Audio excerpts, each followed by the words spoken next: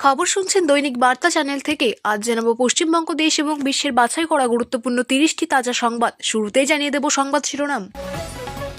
Greater বাংলাদেশের স্বপ্ন দেখিয়েছিল কে? ওসমান হাদি, যার মৃত্যুতে আগুন জ্বলছে বাংলাদেশে। বাংলাদেশের ময়মনসিংহে হিন্দু যুবককে পিটিয়ে মেরে গাছে ঝুলিয়ে আগুনে পুড়িয়ে দিল মুসলিম জঙ্গিরা। মমতা ব্যানার্জির ভাইজিকে ঘুগনি বিক্রির ব্যবসা করার জন্য 1000 টাকা দেওয়ার কথা ঘোষণা করলেন শুভেন্দু অধিকারী। জিরামজি বিল পাস, লেপ কম্বল মুড়ি দিয়ে দিল্লিতে ধর্ণা বিরোধীদের, সাংসদ চত্বরেই রাত জাগলেন তৃণমূলের নেতৃত্বব্রত দোলারা। কলকাতার বুকে মিনি বাংলাদেশ, 2 লক্ষ বাসিন্দার এলাকায় ভোটার মাত্র 2000, গুলশান কলোনির তথ্যে চক্ষু চরক গাছ কমিশনের। রাম আসলে মুসলমান, মদন মিত্রের মন্তব্যে তোলপাড় রাজ্য রাজনীতি, হিন্দুদের অপমান বলে তোপ বিজেপির। মুর্শিদাবাদে ফের হারিম করা লালসা, আদিবাসী গৃহবধূকে অপহরণ করে গণধর্ষণ, নাম জড়ালো শাসক দলের বড় নেতার। রাত হলেই আসছে ওরা, সম্মানের কিছু নেই, সরকার আমাদের গুলি করে মারুক, বাঁচতে চাই না, বাংলার বুকে দাঁড়িয়ে কেন বললেন এই মহিলারা। আর শ্বাস নিতে পারছি না, আটকে পড়া 30 সাংবাদিককে অবশেষে উদ্ধার করলো বাংলাদেশ সেনা। মঞ্চে উঠে বন্দুক উপহার তৃণমূল কর্মীর, হাসি মুখে গ্রহণ, পরে ঢোক গিললেন গ্রাম প্রধান। বাঁকড়ায় অস্বস্তিতে শাসক দল। আওয়ামী লীগের অফিস ভাঙতে বাংলাদেশে নামলো বুলডোজার, রাতভর ভাঙচুরে লুটের পর কি বলছেন বিএনপি জামাত নেতারা। ভারত বিরোধী হাদির মৃত্যুতে জ্বলছে বাংলাদেশ, জ্বলছে আগুন, ভাঙচুর ভারতীয় দূতাবাসেও। হাদির মৃত্যুর রোষে জ্বলল বাংলাদেশের প্রথম আলো, ডেইলি স্টারের অফিস, নীরব দর্শক পুলিশ। বনগাই নো ম্যাপিং তালিকায় 1,34,000 কোনো হিন্দুর নাম বাদ যাবে না, আশ্বাস শ্রমিকের। নতুন বাংলাদেশে হিংসার জায়গা নেই, হিন্দু যুবককে পিটিয়ে মারার ঘটনায় বিবৃতি ইউনূস সরকারের। পশ্চিমবঙ্গ পুলিশে মুসলিমদের জন্য 40% সংরক্ষণের দাবি, বিধানসভা ভোটের আগে এআইএমআইএম এর অধিকার যাত্রা। ভয়ঙ্কর বর্বরতা বাংলাদেশে, হিন্দু যুবকের পর নৃশংস হত্যা, সাংবাদিককে। রাত পোহালেই নদিয়ায় আসছেন প্রধানমন্ত্রী নরেন্দ্র মোদী, সভাস্থলে ঘিরে এসপিজি তৎপরতা শুরু। নতুন দলের আত্মপ্রকাশের আগে শক্তি প্রদর্শন, হুমায়ুনের প্রস্তাবিত মসজিদে জুম্বারে লক্ষাধিক ভিড়। কোচবিহারে রাজ্য সড়কে ভয়াবহ দুর্ঘটনা, 2টি ট্রাকের মুখোমুখি সংঘর্ষে মৃত 2। অগ্নিগর্ভ বাংলাদেশ, মেরে ফেলবে আমাকে, হারিম করা অভিজ্ঞতা জানালেন মহিলা সাংবাদিক। থানার মেজবাবুর নাম করে ফোন কাউন্সিলরকে প্রতারণার অভিযোগে ধৃত 4। সেল সেল সেল, নিজের নাম লেখা টি শার্ট দেখে হুমায়ুন বললেন বড্ড দাম বেশি।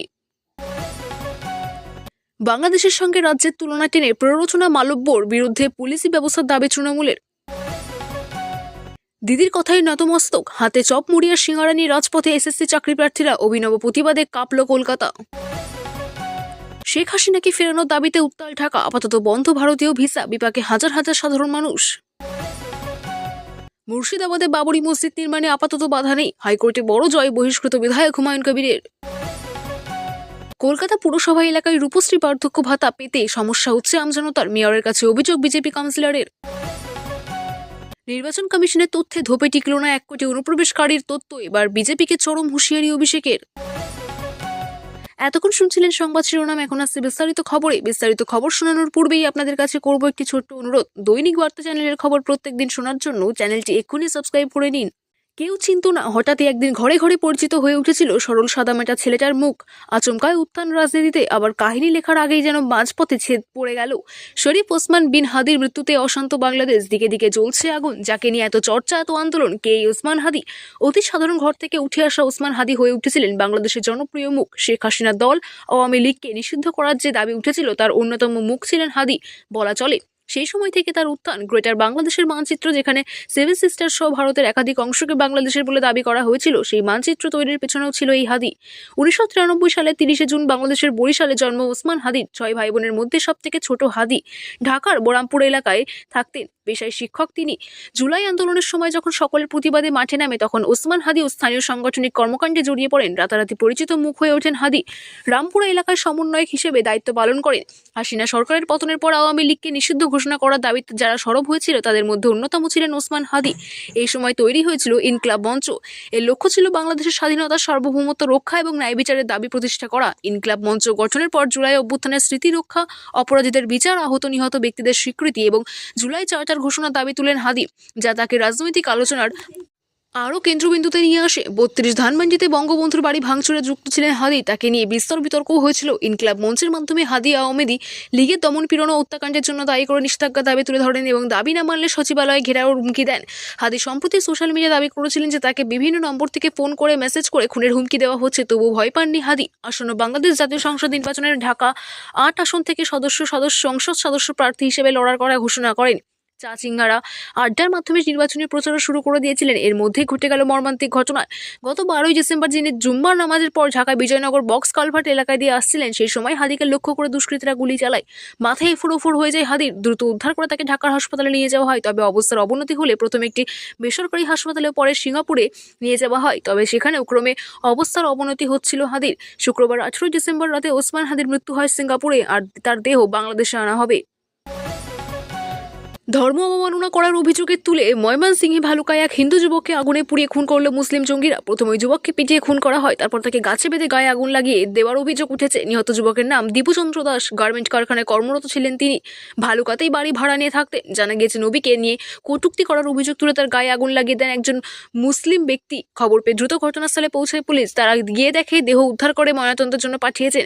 অন্যদিকে অন্তর্বর্তী সরকারের আমলে বাংলাদেশের সংবাদ মাধ্যমের ওপর হামলার অভিযোগ উঠেছে। ইনকিলাব মঞ্চের আহ্বায়ক শরীফ ওসমান হাদির মৃত্যুর পর আগুন ছড়িয়ে পড়েছে বাংলাদেশ জুড়ে। বিভিন্ন জায়গায় শুরু হয়েছে বিক্ষোভ। মুজিবুর রহমানের বাড়িতে আগুন লাগানো থেকে শুরু করে ছাড় পায়নি সংবাদ মাধ্যমও। হাসিনা সরকারের পতনের পর 32 ধানমন্ডির বাড়িতে হামলা চালানো হয়েছে। ইনকিলাব মঞ্চের মুখপাত্র ওসমান হাদির মৃত্যুর পর ফের সেই ধ্বংসস্তূপের আরও একবার হামলা চালানোর অভিযোগ। বাংলাদেশের সংবাদ মাধ্যমের অফিসগুলোতেও আগুন লাগানোর অভিযোগ উঠেছে। সেই সময় অফিসেই আটকে পড়েন সংবাদকর্মীরা। পরে সেনা পুলিশ ও বিজিবি সদস্যরা গিয়ে তাকে উদ্ধার করেছে। এই ঘটনার জেরে দুটি সংবাদ মাধ্যমের পত্রিকা প্রকাশিত হচ্ছে না শুক্রবার। এই দুই সংবাদ মাধ্যমের অনলাইন ব্যবস্থা ব্যাহত হয়েছে। হাদির মৃত্যুর খবর আসতেই অন্তর্ভুক্ত সরকারের আইন শৃঙ্খলা ভেঙে পড়েছে।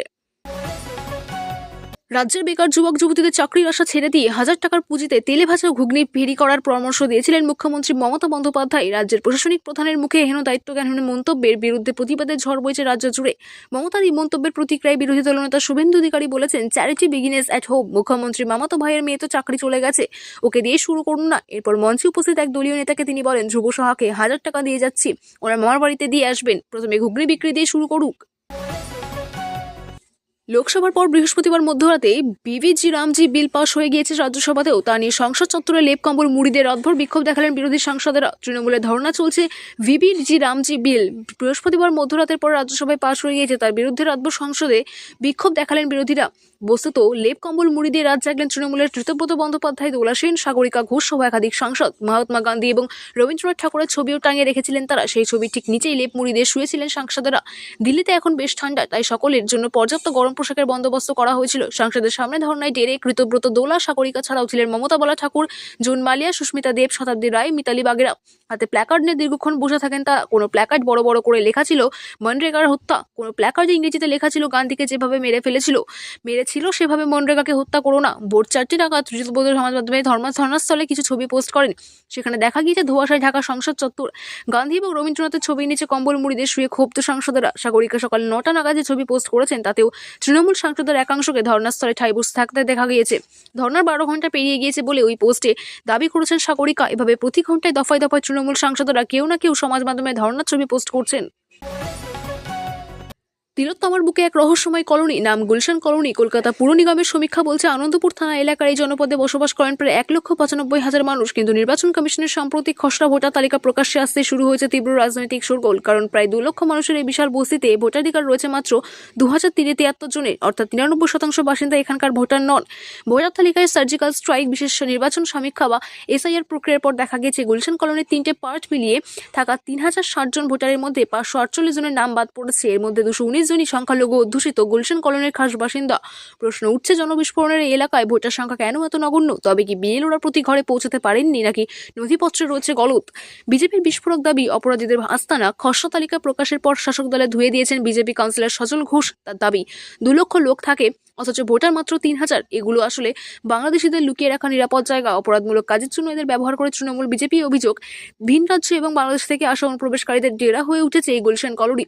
তৃণমূলের পাল্টা তোপ, গুজব ছড়াচ্ছে বিজেপির অভিযোগকে হেসে উড়িয়ে দিয়েছেন কলকাতার মেয়র ফিরহাদ হাকিম। তার কটাক্ষ কেন্দ্রীয় নেতাদের খুশি করতে বিজেপির স্থানীয় নেতারা ছাগলের তৃতীয় বাচ্চার মতো লাফায়। রোহিঙ্গার তার অনুপ্রবেশকারীরা গল্প শুনিয়ে ওরা নরেন্দ্র মোদী, অমিত শাহেদের মাথায় খারাপ করে দিচ্ছে। স্থানীয় কাউন্সিলর সুশান্ত ঘোষের দাবি, উইলসন কলোনিতে বদনাম করার যে চেষ্টা চলছে এই ভোটার তালিকায় প্রমাণ করে দিয়ে এলো যে রোহিঙ্গা বাংলাদেশি তথ্য সম্পূর্ণ মিথ্যা। তৃণমূল বিধায়ক মদন মিত্রের একটি বিতর্কিত ভিডিও ঘিরে সরগরম হয়ে উঠল বঙ্গ রাজনীতি। কাবারহাটির বিধায়ককে ওই ভিডিওতে ভগবান শ্রীরামচন্দ্রকে মুসলমান বলে দাবি করতে শোনা গিয়েছে। এই ঘটনা সামনে আসতেই কড়া ভাষায় তৃণমূলকে আক্রমণ জানিয়েছেন বিজেপি। পদ্মশিবিরের অভিযোগ, হিন্দুদের ধর্মীয় ভাবাবেগে আঘাত আনার উদ্দেশ্যে সচেতনভাবে এই মন্তব্য করেছেন মদন। ঠিক কি বলেছেন মদন মিত্র? সম্প্রতি ভাইরাল হওয়া এই ভিডিওতে মদন মিত্রকে একটি জনপ্রিয় হিন্দি গানের কলি গাইতে শোনা গেছে। এরপরে বিজেপি নেতাদের আক্রমণ জানিয়ে তিনি বলেন, আমি একবার দিল্লির এক বড় নেতাকে জিজ্ঞাসা করেছিলাম, আমি মদন মিত্র বলেছি রাম মুসলমান ছিলেন, কি করবেন? প্রমাণ করুন রাম হিন্দু ছিলেন। রামের টাইটেল কি ছিল? মদন মিত্র আরও দাবি করেন রামের পদবি কি তা নিয়ে বিজেপি নেতারা বিভ্রান্ত। তার কথায় বিজেপি নেতারা বলছেন রামের পদবি নাকি রাম জেঠমালানি, এটা কোনো হিন্দু বিশ্বাস করবে? আর এই কথা শুনেই আপনারা ধীরে ধীরে করে পুজো দিতে যাবেন? বিজেপি নেতাদের হিন্দু ধর্ম নিয়ে জ্ঞান দিয়ে প্রশ্ন তুলতেই নিয়ে তিনি এমন মন্তব্য করেছেন বলে ভিডিওতে দাবি করেছে কামারহাটি বিধায়ক। বিজেপির পাল্টা আক্রমণ। মদন মিত্রের এই মন্তব্যের প্রেক্ষিতে বিজেপির মুখপাত্র প্রদীপ ভান্ডারী সোশ্যাল মিডিয়ায় তীব্র প্রতিক্রিয়া জানিয়েছেন। তিনি বলেন, তৃণমূলের বিধায়ক মদন মিত্রের এই দাবি অত্যন্ত জঘন্য এবং হিন্দু ধর্মের প্রতি ইচ্ছাকৃত অবমাননা। তৃণমূল প্রতিদিন হিন্দুদের বিশ্বাস নিয়ে তামাশা করছে এবং বাংলার ঐতিহ্যকে কালিমালিপ্ত করছে। মমতা বন্দ্যোপাধ্যায়ের দল এখন হিন্দু বিরোধী শক্তিতে পরিণত হয়েছে। বিজেপি নেতৃত্বের দাবি, ভগবান শ্রীরামচন্দ্রকে নিয়ে এই ধরনের কুরুচিকর মন্তব্য দেশের 140 কোটি মানুষের ভাবাবেগে আঘাত করেছে। তৃণমূলের পক্ষ থেকে এই বিষয়ে এখনো আনুষ্ঠানিক কোনো প্রতিক্রিয়া পাওয়া যায়নি। তবে মদন মিত্রের রামতত্ত্ব যে শীতকালীন রাজনীতির পারদ কয়েক গুণ বাড়িয়ে দিয়েছে তা নিয়ে কোনো সন্দেহ নেই। আরজি কর আবহে যখন নারী নিরাপত্তা নিয়ে উত্তাল গোটা রাজ্য, ঠিক তখনই মুর্শিদাবাদের বহরমপুরে থানায় এলাকায় এক আদিবাসী মহিলাকে অপহরণ করে গণধর্ষণের ঘটনায় শিউরে উঠল বাংলাদেশ। এই ঘটনায় অভিযোগের আঙুল উঠেছে খোদ ও শাসক দলের এক জনপ্রতিনিধির বিরুদ্ধে। পুলিশ ইতিমধ্যে তৃণমূলের এক পঞ্চায়েত সদস্য সহ মোট 2 জনকে গ্রেপ্তার করেছে ও 3 বিজনের বিভাষিকা ও সাহসিকতা লড়াই। পুলিশ ও স্থানীয় সূত্রে জানা গিয়েছে, নির্যাতিতা মহিলা রেলওয়ে স্টেশন সংলগ্ন এলাকায় শ্রমিকের কাজ করেন। অভিযোগ, কাজ সেরে ফেরার পথে অভিযুক্তরা তাকে উত্ত্যক্ত করতে শুরু করে। প্রতিবাদ করলে জোরপূর্বক তার মুখ চেপে ধরে একটি পরিত্যক্ত বাড়িতে নিয়ে গিয়ে আটকে রাখা হয়। নির্যাতিতার বয়ান অনুযায়ী গত 3 দিন ধরে ওই অন্ধকার কুঠুরিতে তার উপর অকথ্য শারীরিক অত্যাচার ও গণধর্ষণ চালানো হয়। মারধরের চোটে তার শারীরিক অবস্থা অত্যন্ত আশঙ্কাজনক বলেই হয়ে যায়।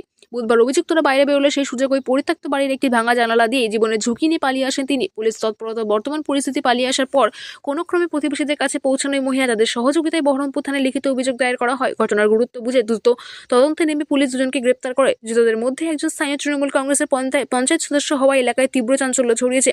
বর্তমানে নির্যাতিতা মহিলা হাসপাতালে চিকিৎসাধীন, তার মেডিকেল টেস্ট করানো হয়েছে। বিরোধীরা এই ঘটনা নিয়ে সরব হতে শুরু করলেও শাসক দলের পক্ষ থেকে এখনো পর্যন্ত কোনো আনুষ্ঠানিক প্রতিক্রিয়া পাওয়া যায়নি।